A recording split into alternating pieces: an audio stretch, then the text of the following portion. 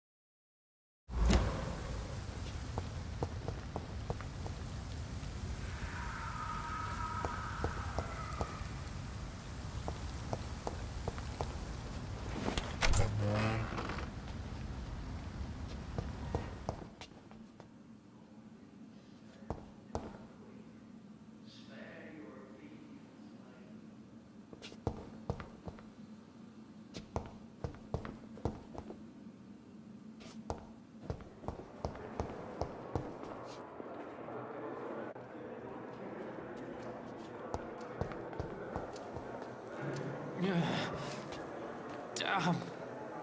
The pain. It's here again.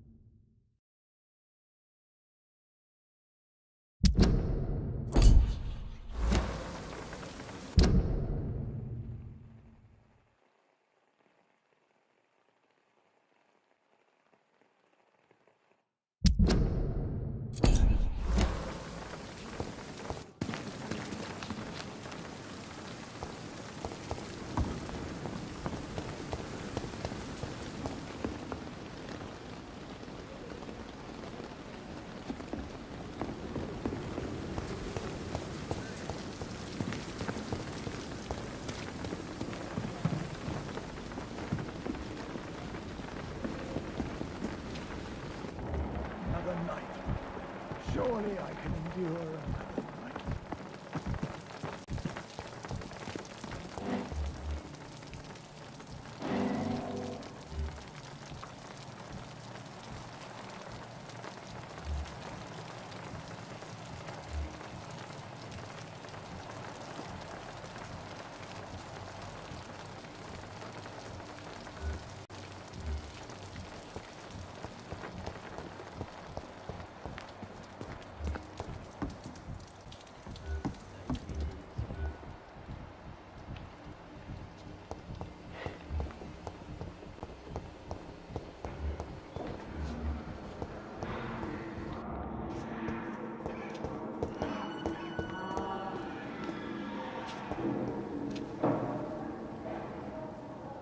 You always knew the words to calm the children, Ellen. As for me...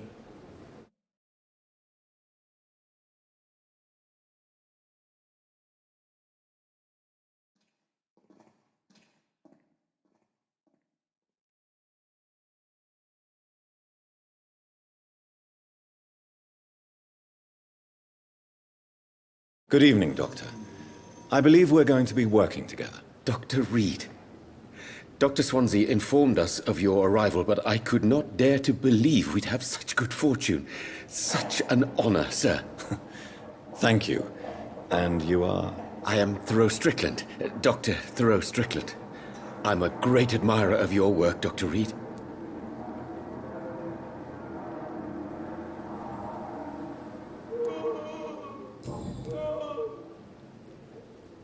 Please, could you tell me something about yourself? I'm a great admirer of your work concerning blood transfusion, Dr. Reed. I run my own experiments. I'm convinced it's the future. What made you choose to be a doctor? I'm not ashamed to admit you and your work have inspired me. I am honored to have the opportunity to work by your side.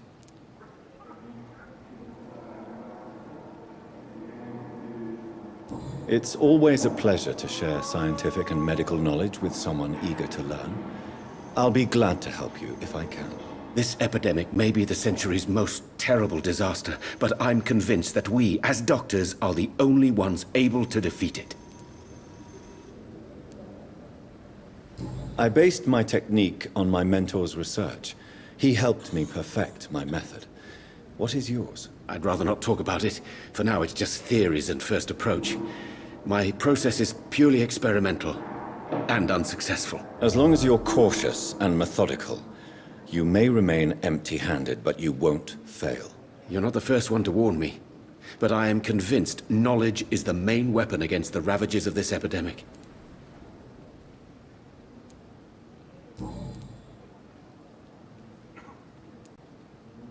What can you tell me about the Pembroke? Well, it has always been an honor to work with Dr. Swansea. But with your arrival, I can't think of a better opportunity to learn about blood transfusion. Do you need help with anything in particular? Well, yes, maybe. I'm waiting for a batch of products I ordered for my personal research, yet my supplier seems to have vanished. Do you want me to play the errand boy for you? Oh no, Dr. Reed. But if you went personally to his shop, what with your reputation and all, he wouldn't dare to refuse the products I need. I see. Well, give me the address, for I may pass by if I have time.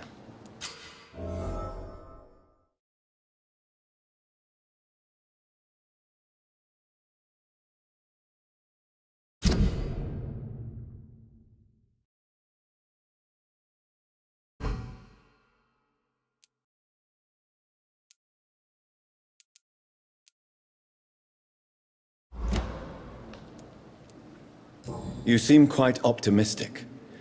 It's a rare and precious attitude in these difficult times. I'm convinced that this epidemic is a test of endurance and dedication for us men of science. Questions remain about our capacity to resolve the situation. True, true. Last summer, during the first wave of the epidemic, I used to joke with Milton about the extra work. We're not smiling now.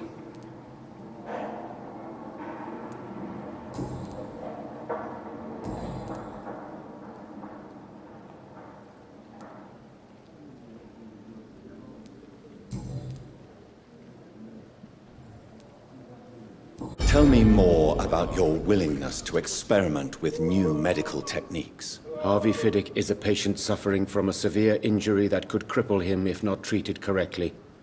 I'm convinced your blood transfusion technique could help him. What is it you really want? To save him, or to prove your point? Fair question. I want nothing but to save my patient, Dr. Reed. Especially since I know Mr. Fiddick's story.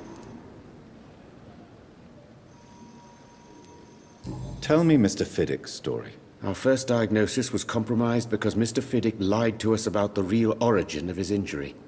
He first claimed it was an accident. But why would he hide such crucial information from us? Because he is a proud father, ashamed of putting his children at risk because of his own negligence.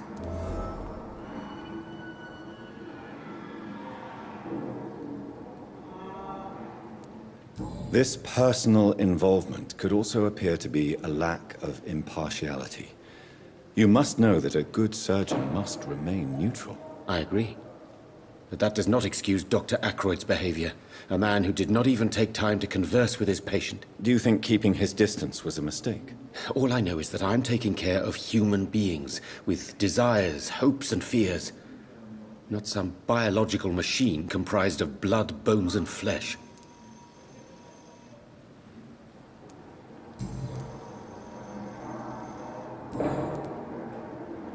Goodbye, Dr. Strickland.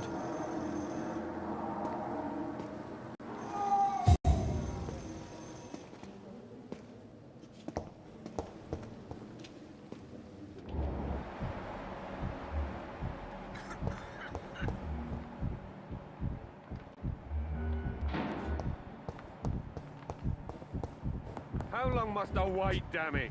Blaming me will not further your agenda, sir. How long's it going to take to fix me properly? A month? A year? Good evening, sir. I'm Dr. Reed. May I help you? I don't know if a third opinion is needed. Your colleagues are already arguing about my condition. I see. Would you mind telling me more about your situation? I'm Harvey Fiddick. All I want is to get me bloody arm fixed properly.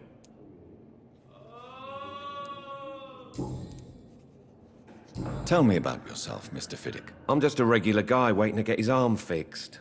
so I can return to work and to my family. I was more curious about what you were doing before being hospitalized. I'm a carpenter, and a good one too. But that means I need both arms to feed my family, Dr. Reed. Be sure we're making a difference. Are you satisfied with your treatment here? Well, it's clear that I've chosen a bad time to be injured. Forgive my bluntness, but you seem overwhelmed by cases of the flu. I won't lie to you about it. I'm afraid we are. Are you sure you don't want to operate yourself, Dr. Reed? I have the feeling you're very capable. And your colleagues seem to think so too. In other circumstances, you would be right. But for now, I don't think I can take on the responsibility. My apologies. Tell me about the doctors who are arguing about your case. Strickland and Aykroyd. They both want the best for me, but there's a lot of pride there. Doctors are no different from carpenters, it seems. What do you mean? I often had professional arguments with rivals on a building site. Difference is I disagreed about wooden nails, not flesh and bones.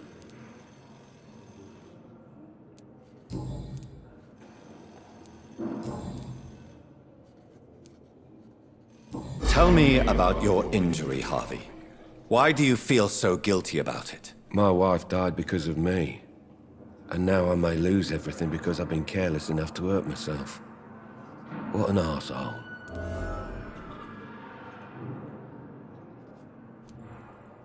How could your job be responsible for your wife's death? I was working a double. She went out to bring me a hot meal and got caught in a German bomb raid. You can't hold yourself responsible for your injury, Mr. Fiddick. Unless you tried to hurt yourself. Of course I didn't hurt myself. But I can't work until my arm is fixed. My children need to eat, Doctor.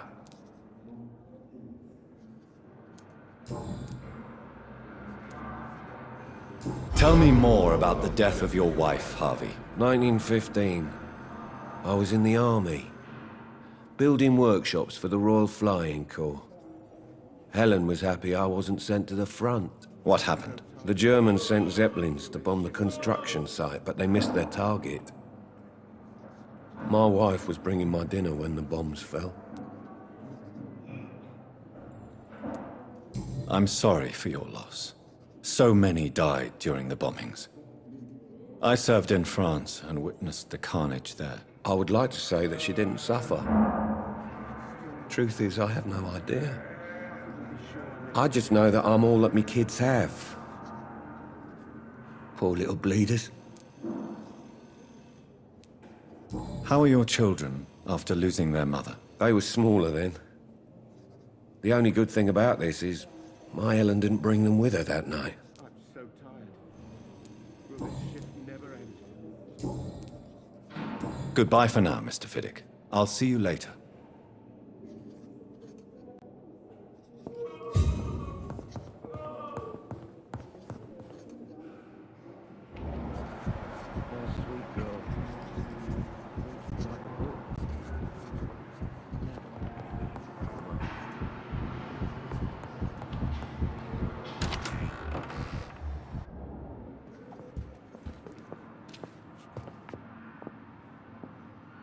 Good evening, madam.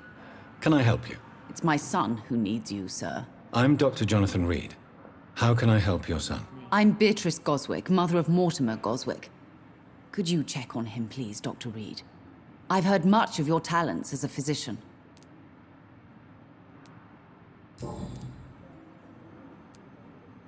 What can you tell me about yourself, Mrs. Goswick? Not much to say. Just take care of my Mortimer and I'll cover all the expenses. That's all that matters. Are you really that rich? Most of the patients here are of a more humble origin, if I may say so. Yes, thanks to my husband. May he rest in peace. I can cover any needed medical expenses. May I ask if you have an occupation, Mrs. Goswick? I'm a teacher by profession. I teach young women who are more ambitious about their futures than their families. I'm all right. Don't waste What do you think of your reception here?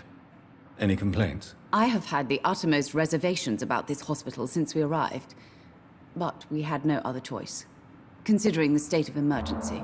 Is there something in particular that's bothering you? Some of the staff were not especially welcoming. I suspect they're not accustomed to dealing with patients of such social standing. Tell me more about your arrival at the Pembroke Hospital. What gave you such a bad first impression? The ambulance driver was quite rude, for a start.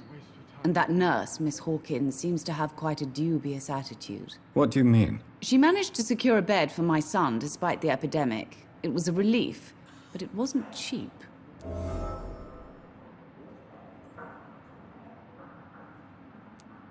I share your concern, Mrs. Goswick. Be sure that I'll talk to the people involved. I don't expect compensation, Dr. Reed. But I'm aware such behavior would not be tolerated in other hospitals. She charged you for a bed? Yes, and I paid without question, considering the urgency of the situation.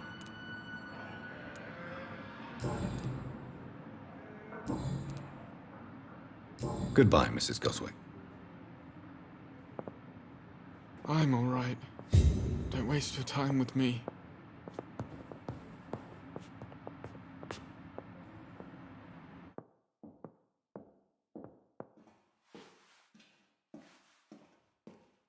I will not let you down, my boy.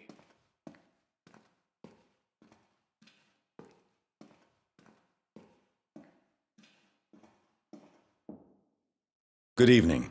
I'm Dr. Reed. Can I help at all? No, Really?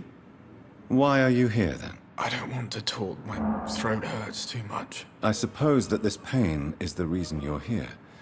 Is someone taking care of you? Yes. And no. Could you at least tell me your name, sir? Mortimer. Mortimer Goswick.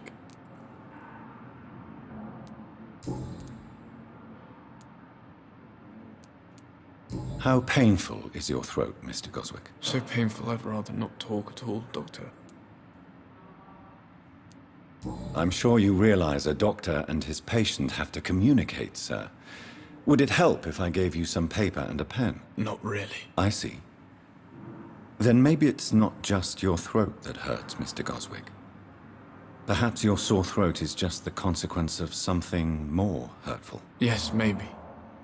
But I don't want to talk or even write about it now. Why did your mother have you hospitalized here? She seems convinced this is a bad hospital. My mother just wants the best for me. She won't rest while I'm here. She'd go all the way to hell and back to help me. Pembroke Hospital may look unorthodox, but rest assured you're in good hands here. It's not me you have to convince, Dr. Reed. It's my mother. Is your mother bothering you? As your doctor, I can ask her to leave you alone if you would prefer. That's tempting, Doctor. But you have no idea what my mother is capable of. She would tie herself to my bed if you asked her to leave.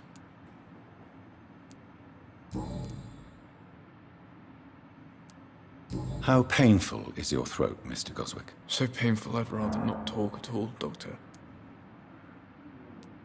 I'll let you get some rest, then. Good evening, sir. For me. Doctor. Blundering idiot.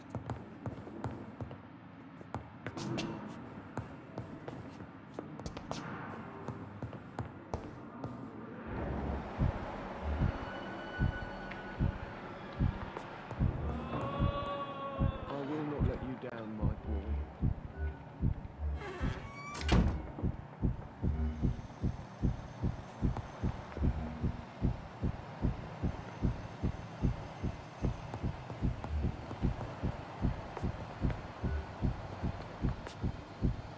My sweet girl.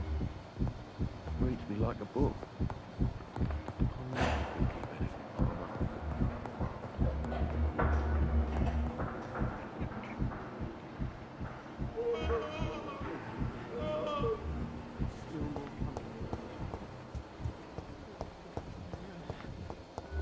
Damn. The pain.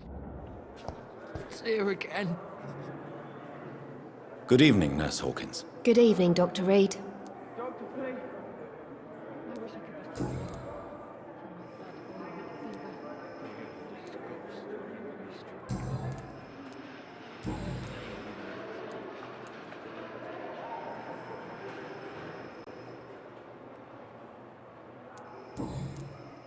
Goodbye, Nurse Hawkins.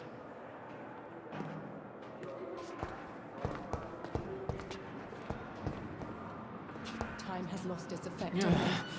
But the suffering continues. The pain. It's here again.